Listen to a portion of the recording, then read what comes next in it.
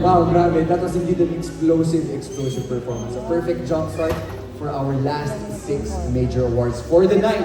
Thank you very much, Bitoy, and then Evie Singing Queens. Thank you so much.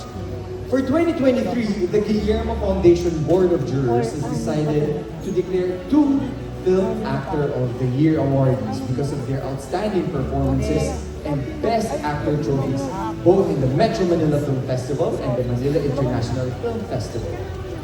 First of these awardees is from the record-breaking movie Rewind. The different faces of his role as John, Mary's husband, was given the chance to go back in time was indeed demanding and challenging. Hence, Guillermo Foundation crowns the first of 2 films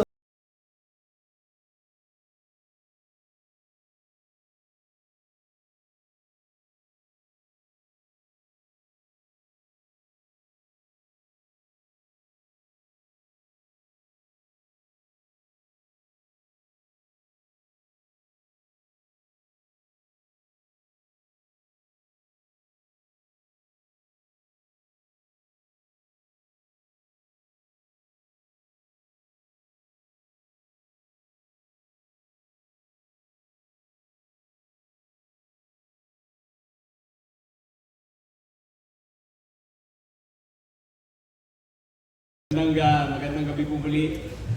Una po sa lahat, isang pagpupugay, isang pagsaludo sa mga kasamahan ko pong aktor, sa mga artista sa industriya. Much respect to all of you. And of course, lalong-lalo na po sa kasamahan ko, si Piolo. Congratulations din para sa iyo. Siguro konting kwento lang po, nung nakuha ko po yung pelikulang Rewind yung script. Nung nabasa ko po, kakaiba po talaga yung naging impact sa akin yung kwento. Kaya isa po sa mga naging dasal ko, isa sa mga naging prayer ko ay sana po ay magampanan ko ng kahit pa paano maayos itong role nito kasi kakaiba yung naging impact sa akin.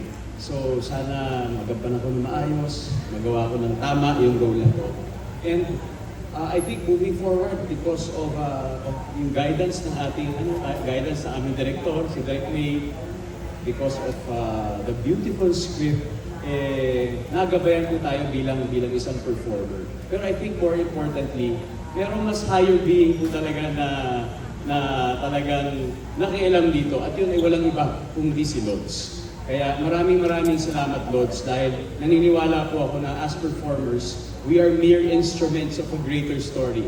We are mere instruments to tell a greater story that is really beyond ourselves. Kaya kung ano man yung gustong sabihin ng pelikula, ano man gustong sabihin namin sa lipunan, alam namin ay ito ay may gabay ni Lods. Kaya Lods, maraming salamat at ginawa mo po kami instrumento sa pagkwento nitong napakagandang narrative ng Rewind. Kaya maraming salamat at isa pong karangalan na magampanan si John at matanggap po ito ngayong gabi. Maraming salamat po muli sa Box Office Entertainment Awards.